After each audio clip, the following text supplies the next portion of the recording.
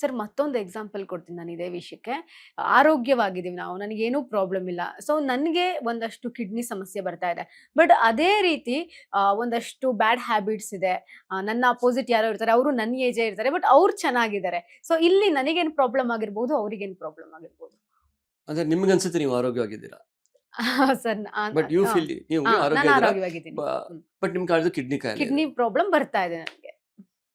ಅದಕ್ಕೆ ಕಾರಣ ಅದೇ ಹೇಳ್ದಂಗೆ ಕೆಲವೊಂದು ಇವಾಗ ಫಾರ್ ಎಕ್ಸಾಂಪಲ್ ಜೀನ್ಸ್ ಅಲ್ಲಿ ಇರ್ಬೋದು, ಹ್ಮ್. ಅಥವಾ ಯಾವಾಗೋ ಇನ್ಫೆಕ್ಷನ್ ಆಗಿರುತ್ತೆ, ಹ್ಮ್. ಅದು ಕಿಡ್ನಿ ಮೇಲೆ ಎಫೆಕ್ಟ್ ಆಗುತ್ತೆ, ನಿಮ್ಗೆ ಗೊತ್ತಾಗಿರಲ್ಲ. ಹ್ಮ್. ಮೂರನೇದು ಆಟೋಇಮ್ಯೂನ್ ಡಿಸಾರ್ಡರ್ಸ್ ಅಂತಾರೆ. ಹ್ಮ್. ಈ autoimmune disorders again life style related. Okay. ಈ ಎಸ್ಪೆಷಲಿ SLE ಅಂತ ಒಂದು ಕಾಯಿಲೆ ಇದೆ, ಸಿಸ್ಟಮಿಕ್ ಲೂಪಸ್ ಎರಿಥೆಮಾಟೋಸಿಸ್ ಅಂತ. ಅದೇನಂದ್ರೆ ನಿಮ್ಮ ಬಾಡಿನೇ ನಿಮ್ಗೆ ರೆಕಗ್ನೈಸ್ ಮಾಡಲ್ಲ. ಹ್ಮ್. ನಿಮ್ಮಲ್ಲಿ WBC ಇದೆಲ್ಲ, ಹಾ. ಅದೇನ್ ಕೆಲಸ, ಇನ್ಫೆಕ್ಷನ್ ಫೈಟ್ ಮಾಡಬೇಕು. ಮಾಡಿ. ನಿಮ್ಮಲ್ಲಿ ಬ್ಯಾಕ್ಟೀರಿಯಾ ಒಳಗೆ ಹೋದ್ರೆ, ವೈರಸ್ ಹೋದ್ರೆ ಅದನ್ನ ತಡೆಯುತ್ತೆ. ಹ್ಮ್. ಬಟ್ ಅದು ನಿಮ್ಮ ಈ WBC ಏನ್ ಮಾಡುತ್ತಂದ್ರೆ, ಓ ನಾನು ಪಲ್ಲವಿದು ನನ್ನ ಪಲ್ಲವಿ ಅಲ್ಲೇ ಅಲ್ಲ ನಾನು ಅಂದ್ಬಿಟ್ಟು ಅದು ನಿಮ್ಗೆ ಅಟ್ಯಾಕ್ ಮಾಡುತ್ತೆ. ಅದನ್ನ ಹ್ಮ್. ನಮ್ದಲ್ಲ, ಇದು ಬೇರೆ ಯಾವ್ದು ದೇಹದಲ್ಲಿ ಬಂದ್ಬಿಟ್ಟಿದೀನಿ ಅಂತ ನಿಮ್ಗೆ ಅಟ್ಯಾಕ್ ಮಾಡುತ್ತೆ. ಹ್ಮ್. ಸೊ ಅದು ಕಾರಣ, ಅದು ಲೈಫ್ ಸ್ಟೈಲ್ ರಿಲೇಟೆಡ್. ಈಗ ನಾವು ಊಟ ಮಾಡೋದು, ನಮ್ಮ ಜೀವನ ಹೆಂಗಿದೆ ಅದಾದ. ಬಟ್ ಕೆಲವೊಂದು ಕಾರಣ ಅದೂ ಜೀನ್ಸ್ ಅಲ್ಲಿ ಇದೆ, ಇನ್ನು ಕೆಲವೊಂದು ಕಂಡುಹಿಡಿಯೋಕೆ ಆಗಿಲ್ಲ ಏನಕ್ಕೆ ಅಂತ. ಇದು ಒಂದು ಕಾಯಿಲೆಗಳು ಎಸ್ಪೆಷಲಿ ಯಂಗ್ಸ್ಟರ್ಸ್ ಇರ್ತಾರಲ್ಲ, ಅವ್ರಿಗೆ ಈ ಕಾಯಿಲೆಗಳು ಬರುತ್ತೆ, ಆಟೋಮಿನ್ ಡಿಸಾರ್ಡರ್ಸ್ ಅಂತ. ಅಥವಾ ನಿಮ್ ಜೀನ್ಸ್ ಅಲ್ಲಿ ಇರ್ಬೋದು, ಅಥವಾ ನಿಮ್ಗೆ ಎಲ್ಲೋ ಚಿಕ್ಕಂದಲ್ಲಿ ಏನೋ ಇನ್ಫೆಕ್ಷನ್ ಆಗಿರುತ್ತೆ. ಇವುಗಳು ಆಗಿದಾಗ ಏನಾಗುತ್ತೆ ಅಂದ್ರೆ, ನಿಮ್ಗೆ BP ಶುಗರ್ ಇಲ್ಲ ಅಂದ್ರೂ ಒಳಗಡೆ ಕಿಡ್ನಿ ಪ್ರಾಬ್ಲಮ್ ಆಗಿರುತ್ತೆ, ನೀವು ನೋಡ್ಕೊಂಡಿರಲ್ಲ, ಆಮೇಲಿಂದ ಅದು ಶುರು ಆಗುತ್ತೆ. So that could be one of the reasons. Sir ನಾನು ಅದು ಎಕ್ಸಾಂಪಲ್ ಕೊಟ್ನಲ್ಲ, ಅದರಲ್ಲಿ ಇನ್ನೊಂದು ವಿಷಯ. ಸೊ ನನ್ನ ಅಪೋಸಿಟ್ ಒಬ್ರು ಇರ್ತಾರೆ, ಅವರು ಒಂದಷ್ಟು ಬ್ಯಾಡ್ ಹ್ಯಾಬಿಟ್ಸ್ ಗಳಿರ್ತಾರೆ, ಮಾಡ್ತಾ ಇರ್ತಾರೆ, ಬಟ್ ಆದ್ರೂ ಅವ್ರು ಚೆನ್ನಾಗಿರ್ತಾರೆ. ಅವ್ರೇನೋ ಒಂದು ಟೆಸ್ಟ್ಗಳು ಮಾಡ್ಸಿರ್ತಾರೆ, ಅವ್ರಿಗೆ ಪಾಸಿಟಿವ್ ರಿಸಲ್ಟೇ ಬಂದಿರುತ್ತೆ. ಸರ್ ಇದು ಹೇಗೆ? ಅದು ನೀವು ಹಂಗೆ ಹೇಳಕ್ಕಾಗಲ್ಲ. ಒಂದ್ಸತಿ ಒಂದ್ಸತಿ ನನ್ನ ಮುಂದೆ ಬಂದಿದ್ದಾರೆ, ಇವತ್ತು ಇವ್ರು ಕುಡಿತಿದ್ದಾರೆ, ಡ್ರಿಂಕ್ಸ್ ಮಾಡ್ತಾ ಇದಾರೆ, ಸ್ಮೋಕ್ ಮಾಡ್ತಾ ಇದಾರೆ, ಬಟ್ ಇವತ್ತು ಚೆನ್ನಾಗಿದ್ದಾರೆ. ಬಟ್ ನೀವು ಅವ್ರಿಗೆ ಇನ್ನೊಂದು 2 ವರ್ಷ ಬಿಟ್ಟು ನೋಡಿದ್ರ, ನಿಮಗೆ ಹೋಗಿ 2 ವರ್ಷ ಬಿಟ್ಟು ಕೇಳಿ ಅವ್ರಿಗೆ, ಈಗೇನೋ ಇರ್ಬೋದು ಅವ್ರು ಚೆನ್ನಾಗಿ ಅಂತ. ಅವ್ರಿಗೆ 2 ವರ್ಷ ಬಿಟ್ಟು ಕೇಳಿ ನೀವು ಚೆನ್ನಾಗಿದ್ದೀರಾ ಅಂತ, ಅವಾಗ ಹೇಳ್ತಾರೆ ಇಲ್ಲ ಪಲ್ಲವಿ ಅವರೇ, ನಿಮ್ ಮಾತು ಕೇಳಿದ್ರೆ ಚೆನ್ನಾಗಿ BP ಶುಗರ್ ಎಲ್ಲ ಬಂದ್ಬಿಟ್ಟಿದೆ ನಂಗೆ ಅಂತ ಹೇಳ್ತಾರೆ. ಸೊ ಅಟ್ ಎ ಟೈಮ್ ಇಲ್ದಿರ ಇರ್ಬೋದು. ಅದಕ್ಕೆ ನೀವು ಅಂದ್ರೆ ಇವತ್ತು ಸ್ಮೋಕ್ ಶುರು ಮಾಡಿದ್ರೆ ಇವತ್ತು ಬರಲ್ಲ ಕಾಯಿಲೆ, ನಿಮ್ಗೆ 5 ವರ್ಷ 10 ವರ್ಷ ಆದ್ಮೇಲೆ ಬರುತ್ತೆ. ಸೊ ಇವತ್ತು ನಿಮ್ಗೆ ಇವ್ರು ಅನ್ಸ್ಬೋದು, ನನ್ ಮುಂದೆ ನನಗೆ ಇಷ್ಟು ಕಾಯಿಲೆ ಇದೆ, ನಾನು ಎಷ್ಟು ಹೆಲ್ದಿ ಆಗಿದೆ, ಇಷ್ಟು ಕಾಯಿಲೆ ಇದೆ, ಇವರು ಸ್ಮೋಕ್ ಮಾಡ್ತಾರೆ, ಡ್ರಗ್ಸ್ ಮಾಡ್ತಾರೆ, ಇವ್ರಿಗೇನು ಕಾಯಿಲೆ ಇಲ್ಲ ಅಂತಲ್ಲ. ಕಾಯಿಲೆ ಬರುತ್ತೆ, ಈಗಿಲ್ಲ ಅಷ್ಟೇ, ಮುಂದೆ ಬಂದೇ ಬರುತ್ತೆ ಅವ್ರಿಗೆ. So that you have to longitudinal follow ಅಂತಾರೆ ಅದನ್ನ. ನಿಮಗೆ ಕಾಣಿಸ್ತಿದೆ ಓಕೆ ಇಲ್ಲ ಅಂತ, ಬಟ್ ಅವ್ರಿಗೆ ಬಂದೇ ಬರುತ್ತೆ. ವೆರಿ ಹೈಯೆಸ್ಟ್ ಕ್ಯಾಂಡಿಡೇಟ್ಸ್ ಅವರೆಲ್ಲ. ಸೊ ಇದಕ್ಕೆಲ್ಲ ಸೈನ್ಸ್ ಬ್ಯಾಕಪ್ ಇದೆ. ಇದೆಲ್ಲ ನಾವು ಊಹಿಸ್ಕೊಳ್ಳೋದು ಅಂತಲ್ಲ, ಸೈನ್ಸ್ ಬ್ಯಾಕಪ್ ಇದೆ. ಸ್ಮೋಕ್ ಮಾಡಿದ್ರೆ, BP ಶುಗರ್ ಬಂದ್ರೆ, ನಿದ್ದೆ ಸರಿ ಮಾಡಲಿಲ್ಲ ಅಂದ್ರೆ, ಇವೆಲ್ಲ ವಿಲ್ ಅಫೆಕ್ಟ್ ಕಿಡ್ನಿ. ಈಗ ಇಲ್ದೇ ಇರ್ಬೋದು, but there are high risk candidates. Sir ಇವಾಗ 2ನೇ ಹಂತದಲ್ಲಿ ನನಗೆ ಕಿಡ್ನಿ ಸಮಸ್ಯೆ ಇದೆ. ಸೊ ಅದು ಇನ್ನೇನು 3ನೇ ಹಂತಕ್ಕೆ ಹೋಗಕ್ಕೆ ಸ್ವಲ್ಪ ಟೈಮ್ ಇರುತ್ತೆ. ನಾನು ಆ ಟೈಮ್ ನಲ್ಲಿ ನಿಮ್ಮನ್ನ ಬಂದು ಸಂಪರ್ಕ ಮಾಡ್ತೀನಿ. ಸೊ ಆಗ ನನಗೆ ಕ್ಯೂರ್ ಆಗುವಂತಹ ಚಾನ್ಸಸ್ ಇದೆಯಾ? ಅದೇ ಹೇಳಿದ್ರೆ ಫಸ್ಟ್ ಸ್ಟೇಜ್ ಅಲ್ಲಿ ಇದ್ರೆ ಮಾಡ್ಬೋದು, ಚಾನ್ಸಸ್ ಇದೆ. ಬಟ್ ಎಲ್ಲರಿಗೂ ಅಂತಲ್ಲ, ಕೆಲವೊಂದು ಕಾಯಿಲೆಗಳೆಲ್ಲ ಮಾಡ್ಬೋದು. ಬಟ್ 2ನೇ ಸ್ಟೇಜ್ ಅಲ್ಲಿ ಇದೆ ಅನ್ಕೊಳ್ಳಿ, 3ನೇ ಸ್ಟೇಜ್ ಅಲ್ಲಿ, 4ನೇ ಸ್ಟೇಜ್, ಅಲ್ಲಿ ಚಾನ್ಸಸ್ ವೆರಿ ಲೆಸ್, ಆಗೋದಿಲ್ಲ. ಬಟ್ ಏನ್ ಮಾಡ್ತೀವಿ ಅಂದ್ರೆ ಆಗಲ್ಲ, 2ನೇ ಸ್ಟೇಜ್ ಇಂದ 3ನೇ ಸ್ಟೇಜ್, 3ನೇ ಸ್ಟೇಜ್ ಇಂದ 4ನೇ ಸ್ಟೇಜ್ ಹೋಗಕ್ಕೆ ನಾವು ಸ್ಲೋ ಮಾಡ್ಬೋದು. ಅಂದ್ರೆ ಮೆಡಿಸಿನ್ ಮುಖಾಂತರನೇ ಸ್ಲೋ ಮಾಡ್ತೀವಿ. ಅಂದ್ರೆ ಇವಾಗ ಅಲ್ಟಿಮೇಟ್ಲಿ 5th ಸ್ಟೇಜ್ ಅಲ್ವಾ, 5th ಸ್ಟೇಜ್ ಅಲ್ಲಿ ಹೋದ ಏನಾಗುತ್ತೆ, ನಾವು ಡಯಾಲಿಸಿಸ್ ಮಾಡಬೇಕು, ಅಥವಾ ಕಿಡ್ನಿ ಚೇಂಜ್ ಮಾಡ್ಕೋಬೇಕು. ಆ ಸ್ಟೇಜ್ಗೆ ನಮಗೆ ಪ್ರೊಲಾಂಗ್ ಮಾಡಿದ್ರೆ ಏನಾಗುತ್ತೆ, ಏನು ಅಡ್ವಾಂಟೇಜ್ ಪ್ರೊಲಾಂಗ್ ಮಾಡೋದು ಅಂದ್ರೆ, ನೀವು ಮೆಡಿಸನ್ ಅಲ್ಲೇ ಸಾಕಷ್ಟು ವರ್ಷ ಕಳಿಬೋದು ನೀವು. Okay, so normal life lead ಮಾಡ್ಬೋದು. ಸ್ವಲ್ಪ ರೆಸ್ಟ್ರಿಕ್ಷನ್ಸ್, ಫುಡ್ ರೆಸ್ಟ್ರಿಕ್ಷನ್ಸ್ ಇರುತ್ತೆ, ಫಿಸಿಕಲ್ ಆಕ್ಟಿವಿಟಿ ಮಾಡಬೇಕಾಗುತ್ತೆ, BP ಶುಗರ್ ಅದ ಕಂಟ್ರೋಲ್ ಮಾಡ್ಕೋಬೇಕಾಗುತ್ತೆ. ಇವೆಲ್ಲ ಮಾಡಿದ್ರೆ ಏನಾಗುತ್ತೆ ಅಂದ್ರೆ, ನಿಮ್ಗೆ ಇವಾಗ 2 to 3 ಹೋಗಕ್ಕೆ ಒಂದು ಎಕ್ಸಾಂಪಲ್ ಕೊಡ್ತೀನಿ. 2 ವರ್ಷ ಆಗ್ಬೋದು ಅನ್ಕೊಳ್ಳಿ. ಮೆಡಿಸನ್ ತಗೊಂಡ್ರೆ ನಿಮಗೆ ಇನ್ನೊಂದು 50% ಎಕ್ಸ್ಟ್ರಾ ಟೈಮ್ ಸಿಗ್ಬೋದು, 4 ವರ್ಷ ಆಗ್ಬೋದು. ಸೊ ನಿಮ್ಗೆ 4 ವರ್ಷ ಗ್ಯಾಪ್, 2 years ಗ್ಯಾಪ್ ಸಿಗುತ್ತೆ ನಿಮಗೆ ಎಕ್ಸ್ಟ್ರಾ. ಸೊ ಆ 2 years ಅಲ್ಲಿ ಏನಾಗುತ್ತೆ ಅಂದ್ರೆ, ನಿಮಗೆ ಒಂದು ಪ್ರಿಪ್ರೇಷನ್ ಮಾಡ್ಕೊಳಕ್ಕೆ, ಫ್ಯೂಚರ್ ಡಯಾಲಿಸಿಸ್ ಪ್ರಿಪ್ರೇಷನ್ ಮಾಡ್ಕೊಳಕ್ಕೆ ಟೈಮ್ ಸಿಗುತ್ತೆ ನಿಮಗೆ. ಆಮೇಲೆ ಏನು ಹಣಕಾಸು ಬೇಕಂದ್ರೆ ಹಣಕಾಸು ಅರೇಂಜ್ ಮಾಡ್ಕೋಬಹುದು. ಇನ್ನೊಂದೆಲ್ಲಕ್ಕಿಂತ ಹೊಸ ಮೆಡಿಸಿನ್ಸ್ ಬರುತ್ತಾ ಇರ್ತಾರಲ್ಲ, ಸೊ ಯು ಕ್ಯಾನ್ ಆವಾಗ ಯೂಸ್ ಮಾಡ್ಕೋಬಹುದು. ನಿಮಗೆ 3rd 4th ಸ್ಟೇಜಲ್ಲಿ ವರ್ಷ ಏನೋ ಹೊಸ ಮೆಡಿಸಿನ್ ಬರ್ಬೋದು. So you can start using that, prolong ಮಾಡಿದ್ರೆ. ಅರ್ಥವಾಯ್ತಲ್ಲ ನಿಮಗೆ? ಸೊ ದಟ್ ನಮ್ಮ ಉದ್ದೇಶ ಏನಂದ್ರೆ, ಆ ಪ್ರೊಲಾಂಗ್ ಮಾಡಿದ್ರೆ ನಿಮ್ಗೆ ಸಾಕಷ್ಟು ಸಮಯ ಡಯಾಲಿಸಿಸ್, ಟ್ರಾನ್ಸ್ಪ್ಲಾಂಟ್, ಸಾಕಷ್ಟು ಮೆಡಿಸಿನ್ ಅಲ್ಲೇ ಕಂಟ್ರೋಲ್ ಮಾಡ್ಕೊಂಡಿದ್ರೆ ನಿಮಗೆ ಬೇರೆ ಇದಕ್ಕೆ ಅವಕಾಶ ಸಿಗುತ್ತೆ. ನಿಮಗೆ ಏನಂದ್ರೆ ಹೇಳಿದ್ನಲ್ಲ, ಹೊಸ ಮೆಡಿಸನ್ ಏನಾರ ಬಂದರೆ ಅದು ನೀವು ಯೂಸ್ ಮಾಡ್ಕೋಬೋದು, ಅಥವಾ ನಿಮ್ಮ ಮುಂದೆ ಫ್ಯೂಚರ್ಗೆ ರೆಡಿ ಮಾಡ್ಕೋಬೋದು, ಹಣಕಾಸು ರೆಡಿ ಮಾಡ್ಕೋಬೋದು. ಸೊ ನಾರ್ಮಲ್ ಲೈಫ್ ಲೀಡ್ ಮಾಡ್ಬೋದು. ಸೊ ಅದು ಆ ಒಂದು ಪ್ರಕ್ರಿಯೆ ನಡೆಯುತ್ತೆ ನಿಮ್ಗೆ ಈ ಸ್ಟೇಜಲ್ಲಿ, ಸೆಕೆಂಡ್ ಸ್ಟೇಜಿಂದ 5th ಸ್ಟೇಜ್ ತನಕ. ಸೊ ಕಿಡ್ನಿ ಬಂದ ತಕ್ಷಣ ಡಯಾಲಿಸಿಸ್ ಮಾಡಬೇಕು ಅಂತೇನಿಲ್ಲ. ಇವತ್ತು ಕಿಡ್ನಿ ಕಾಯಿಲೆ ಅಂದ್ಬಿಟ್ರೆ ಎಲ್ಲರೂ ಅದೇ ಅನ್ಕೊಂತಾರೆ, ಕಿಡ್ನಿ ಕಾಯಿಲೆ ಬಂದರೆ ಆಗೋಯ್ತು ನನ್ನ ಜೀವನ. ಇಲ್ಲ, ಎಷ್ಟೋ ಜನ ಸ್ಪೆಷಲಿ ನೀವು ನಾನು ಎಷ್ಟೇ ಆಗಲಿ ನಾನು ಕಂಟ್ರೋಲ್ ಮಾಡ್ಕೊತೀನಿ, ಡಯಟು, ಫಿಸಿಕಲ್ ಆಕ್ಟಿವಿಟಿ ಅಂದರೆ ನಿಮಗೆ ಫಸ್ಟ್ 2 ಸ್ಟೇಜಿಂದ 5 ಸ್ಟೇಜಿಗೆ ಒಬ್ಬೊಬ್ರು ನಾವು ನೋಡಿದ್ದೀವಿ 5 ವರ್ಷ 10 ವರ್ಷನೂ ಮೇಂಟೈನ್ ಮಾಡ್ಬೋದು ಮೆಡಿಸನಲ್ಲಿ. ಬರೀ ಮೆಡಿಸನ್ ಅಲ್ಲೇ 10 ವರ್ಷನೂ ಎಲ್ಲ ಕಾಯಿಲೆಗಳಲ್ಲ, ಕೆಲವೊಂದು. ಮತ್ತೆ ಅವ್ರ ಕೆಲವು ಇದೆ, ನಿಮ್ಮ ವಿಲ್ ಪವರ್ ಇರಬೇಕು. ನಾವು ಬರೀ ಮೆಡಿಸನ್ ಕೊಟ್ಟು ನೀವು ನೀವು ಮಾಲೆ ಪಾರ್ಟಿಗಳು ಮಾಡ್ಕೊಂತಿದ್ರೆ, ಸ್ಮೋಕ್ ಮಾಡ್ತಿದ್ರೆ ಆಗಲ್ಲ, ಆ ಥರ ಆಗಲ್ಲ. ಸರ್, ಇವಾಗ ನೀವು ಕೊಡುವಂತಹ ಮೆಡಿಸಿನ್ ಅನ್ನೇ ನಾವು ತಗೊಂಡು, ನೀವು ಹೇಳಿದ್ರಿ 2 ವರ್ಷದಿಂದ 3 ವರ್ಷ ತನಕನೂ ಮಾಡ್ಕೊಬರ್ಬೋದು ಅಂತ. ಸೊ ಆ ಟೈಮಲ್ಲಿ ಆ ಮೆಡಿಸನ್ ಇಂದ ನಮ್ಮ ಕಿಡ್ನಿಗಳಿಗೆ ಏನಾದರೂ ಘಾಸಿ ಆಗುತ್ತಾ ಅಂತ? ಕೆಲವೊಂದು ಎಫೆಕ್ಟ್, ಸೈಡ್ ಎಫೆಕ್ಟ್ ಬರೋ ಅದಕ್ಕೆ ನಾವು ಹೇಳ್ತೀವಿ ಅವಾಗ ಬರ್ತಿರ್ಬೇಕು ಅಂತ. ಅವಾಗ ನಿಮ್ಮನ್ನ ಭೇಟಿ ಆಗ್ಬೇಕು. ಒಂದ್ಸರಿ ತಗೊಂಡ್ಬಿಟ್ರೆ ಆಮೇಲೆ 2 ವರ್ಷ ಬಿಟ್ಟು ಬಂದ್ರೆ ಆಗಲ್ಲ. ಒಂದು 3 ತಿಂಗಳು, 4 ತಿಂಗಳು, 6 ತಿಂಗಳು ಒಂದ್ಸತಿ ಬಂದು ತೋರಿಸ್ಕೊಂತ ಇರಬೇಕು. ಸೈಡ್ ಎಫೆಕ್ಟ್ ಏನಾನ ಆಗ್ತಿದ್ರೆ ಅವಾಗ ಅದನ್ನ ಚೇಂಜ್ ಮಾಡ್ತೀವಿ, ಡೋಸ್ ಅಡ್ಜಸ್ಟ್ ಮಾಡ್ತೀವಿ, ಬೇಡ ಮೆಡಿಸಿನ್ ಹಾಕ್ತೀವಿ. ಸೊ ಫಾಲೋಅಪ್ ಅಲ್ಲಿ ಇರಲೇಬೇಕು. ಎಲ್ಲೆಷ್ಟೋ ಪೇಷಂಟ್ ಒಂದು ಮಾತ್ರೆ ಕೊಟ್ಬಿಟ್ಟಿದ್ದಾರೆ ಅಂತ 2 ವರ್ಷ ಬಿಟ್ಟು ಬರ್ತಾರೆ. ಅಷ್ಟೊತ್ತಿಗೆ ಮತ್ತೆ ಅದು 2ರಿಂದ 4ನೇ ಸ್ಟೇಜ್ಗೆ ಹೋಗ್ಬಿಟ್ಟಿದೆ ಡೈರೆಕ್ಟ್ ಆಗಿ 4th ಸ್ಟೇಜ್. ಸರ್, ಆ ರೀತಿ ಚಾನ್ಸಸ್ ಕೂಡ ಇರುತ್ತೆ ಸರ್? ಹೌದು, ಜಂಪ್ ಆಗ್ಬಿಡುತ್ತೆ. ಅಂದ್ರೆ ಹೋಗುತ್ತೆ, ಬಟ್ ಫಾಸ್ಟ್ ಔಟ್ ಹೋಗುತ್ತೆ. ಲೈಕ್ ಇವಾಗ ನಾನು ನೀವು ಕೊಟ್ಟಿರುವಂತಹ ಟ್ಯಾಬ್ಲೆಟ್ಸ್ನೆಲ್ಲ ತಗೊಳ್ತಾ ಇದ್ದೀನಿ. ನಮ್ಮ ಜನಗಳು ಏನ್ ಮಾಡ್ತಾರೆ ಅಂತಂದ್ರೆ, ಟ್ಯಾಬ್ಲೆಟ್ ಖಾಲಿ ಆದ ತಕ್ಷಣ ಇದು ಬಿಡು, ಇವಾಗೇನೋ ನಾನು ಸರಿ ಆಗ್ಬಿಟ್ಟಿದ್ದೀನಿ, ನೆಕ್ಸ್ಟ್ ಇನ್ನೊಂದ್ಸಲ ಏನಾದ್ರು ನೋವು ಕಾಣಿಸ್ಕೊಂಡಾಗ ಹೋಗೋಣ ಅಂತ ಅನ್ಕೊಳ್ಳೋರ್ ಸಂಖ್ಯೆನೂ ಕೂಡ ಜಾಸ್ತಿ ಇದೆ.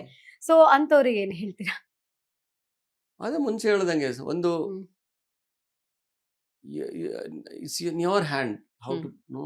ಬೇರೆ ಯಾರು ಜವಾಬ್ದಾರಲ್ಲ, ಡಾಕ್ಟರ್ ಜವಾಬ್ದಾರಲ್ಲ, ಗೌರ್ಮೆಂಟ್ ಜವಾಬ್ದಾರಲ್ಲ, ನಿಮ್ಮ ಅಪ್ಪ ಅಮ್ಮ ಜವಾಬ್ದಾರಲ್ಲ, ನೀವು ನಿಮ್ಮ ಶರೀರಕ್ಕೆ ನೀವೇ ಜವಾಬ್ದಾರರು. ಸೊ ಬರೀ ಅದು ಅದೇ ಸ್ವಲ್ಪ ಎಜುಕೇಶನ್ ಬೇಕು. ಮೋಸ್ಟ್ಲಿ ಸ್ಕೂಲ್ ಲೆವೆಲಲ್ಲಿ ಎಜುಕೇಶನ್ ಬೇಕು, ಅಥವಾ ಕಾಲೇಜ್ ಲೆವೆಲ್ ಎಜುಕೇಶನ್ ಬೇಕು. ಕಿಡ್ನಿ ಪ್ರಾಬ್ಲಮ್ಸ್ ಅಂದ್ರೆ ಹೆಂಗೆ ರೆಕಗ್ನೈಸ್ ಮಾಡೋದು ಸ್ವಲ್ಪ ಬೇಕು. ಇಲ್ಲದ್ರೆ ಇವಾಗ ಒಂದು 10ನೇ ಕ್ಲಾಸ್ ಹುಡುಗನ್ಗೆ ಬರೀ ಕಿಡ್ನಿ ಎಲ್ಲಿದೆ, ಕಿಡ್ನಿ ಫಂಕ್ಷನ್ ಏನು ಗೊತ್ತಿರುತ್ತೆ ಅವ್ರಿಗೆ ಓದಿಸಿದ್ರೆ. ಕೆಲವರಿಗೆ ಅದು ಬಯಾಲಜಿ ಇಂಟ್ರೆಸ್ಟ್ ಅಂದ್ರೆ ಅದು ಓದೇ ಇರಲ್ಲ ಅಲ್ವಾ? ಸೊ ನಿಮ್ಗೆ ಕಿಡ್ನಿ ಕಾಯಿಲೆಗಳು ಹೆಂಗ್ ಸಿಂಪ್ಟಮ್ಸ್ ಬರುತ್ತೆ ಅಂತ ಈಗ ನಿಮ್ಮಂತವ್ರು ಕೊಟ್ರೆ ಒಂದು ಮೆಸೇಜ್ ಎಲ್ಲಾರ್ಗು, ಸೊ ಅವ್ರಿಗೆ ಗೊತ್ತಾಗಿರುತ್ತಲ್ಲ.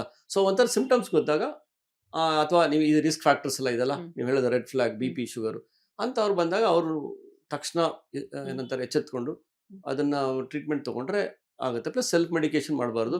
ಪ್ಲಸ್ ಮೆಡಿಸಿನ್ಸ್ ತೊಗೊಂತಿರ್ಬೇಕಾದ್ರೆ ನೀವು ಹೇಳ್ದಂಗೆ ತೊಗೊಂತಿದ್ರು ನೀವು ಫಾಲೋ ಮಾಡ್ಬೇಕು. ಯಾಕಂದ್ರೆ ಆ ಮೆಡಿಸಿನ್ ಸೈಡ್ ಎಫೆಕ್ಟ್ ಬರ್ಬೋದು, ಅಥವಾ ಬೇರೆ ಮೆಡಿಸಿನ್ ಡಾಕ್ಟರ್ ಒಂದೇ ಸತಿ ನಿಮ್ಗೆ ಎಲ್ಲ ಮೆಡಿಸಿನ್ಸ್ ಕೊಡಲ್ಲ. ಯಾವ ಸ್ಟೇಜಸ್ ಇಲ್ಲ ಆ ಸ್ಟೇಜ್ ಮೆಡಿಸಿನ್ಸ್ ಕೊಡ್ಬೇಕಾಗುತ್ತೆ.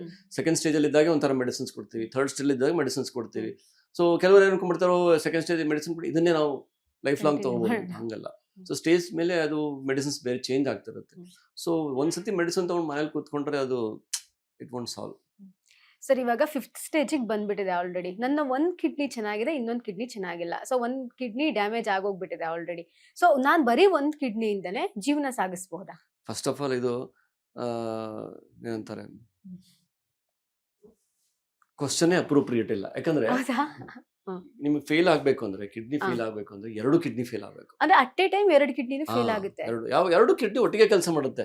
ಒಂದು ರೆಸ್ಟ್ ಅಲ್ಲಿ ಇರಲ್ಲ, ಒಂದು ನಾನು ಕೆಲಸ ಮಾಡ್ತೀನಿ ಆ ತರ ಏನಿರಲ್ಲ. ಇವಾಗ ನಿಮ್ಮ 2 ಕಣ್ಣು ನೀವು 2 ಕಣ್ಣು ಒಟ್ಟಿಗೆ ಕೆಲಸ ಮಾಡುತ್ತಲ್ಲ, ಅದೇ ನಾನು ಹೇಳ್ತಾ ನಾನು ಒಂದು ರೆಸ್ಟ್ ತಗೋತೀನಿ ಇಲ್ಲ ಅಲ್ಲ. ಕಿಡ್ನಿನೂ ಅಷ್ಟೇ 2 ಒಟ್ಟಿಗೆ ಕೆಲಸ ಮಾಡುತ್ತೆ. ಫೇಲ್ಯೂರ್ ಆದ್ರೂ 2 ಒಟ್ಟಿಗೆ ಆಗುತ್ತೆ.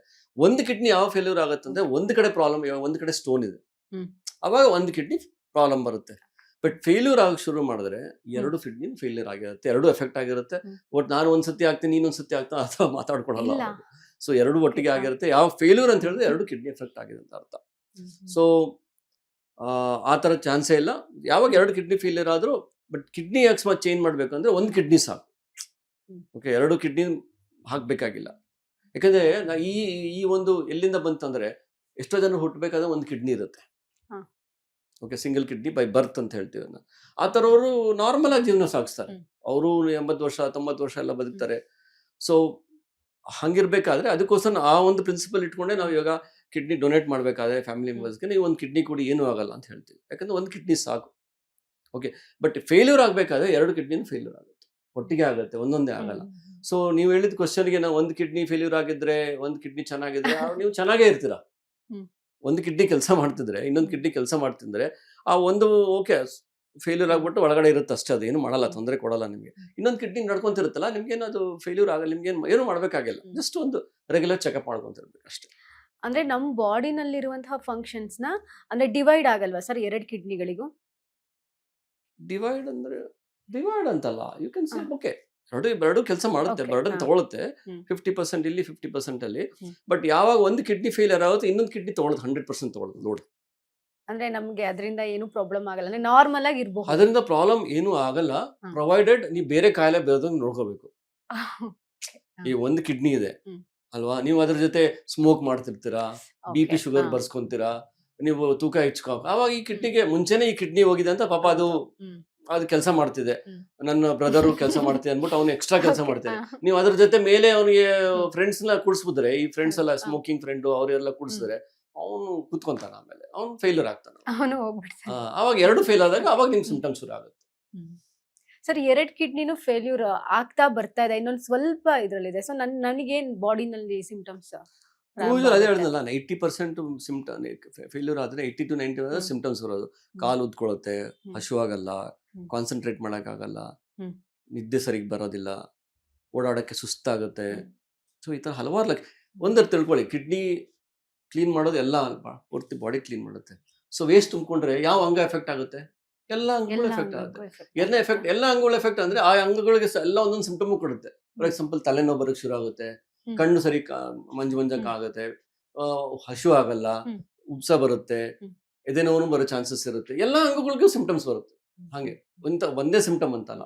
ಯೂಶಲಿ ಕಾಮನ್ ಸಿಂಪ್ಟಮ್ ಅಂದ್ರೆ ಊದ್ಕೊಳ್ಳೋದು, ಕಾಲು ಊದ್ಕೊಳ್ಳೋದು. ಯಾಕಂದ್ರೆ ಫಸ್ಟ್ ಕಿಡ್ನಿ ಕೆಲಸ ಏನ್ ಮಾಡುತ್ತೆ, ನೀರು ತೆಗೆಯುತ್ತೆ. ಎಷ್ಟು ನೀರು ಕುಡಿದಷ್ಟು ಅದ್ರಲ್ಲಿ ತೆಗೆಯುತ್ತಲ್ಲ, ನೀರು ಕಡಿಮೆ, ಅದು ನೀರು ಜಾಸ್ತಿ ಕುಡಿತ ಕಿಡ್ನಿ ಫೇಲ್ಯೂರ್ ಆಗ್ತಿದ್ದಂಗೆ ಏನಾಗುತ್ತೆ ಅಂದ್ರೆ ಕಿಡ್ನಿ ನೀರು ತೆಗಿಯೋಕ್ಕಾಗಲ್ಲ, ಉಪ್ಪು ತೆಗಿಯೋಕ್ಕಾಗಲ್ಲ. ಯಾವಾಗ ಮೈಯಲ್ಲಿ ನೀರು ಉಪ್ಪು ತುಂಬಿಕೊಳ್ಳುತ್ತೋ ಅವಾಗ ಸ್ವೆಲ್ಲಿಂಗ್ ಶುರು ಆಗುತ್ತೆ.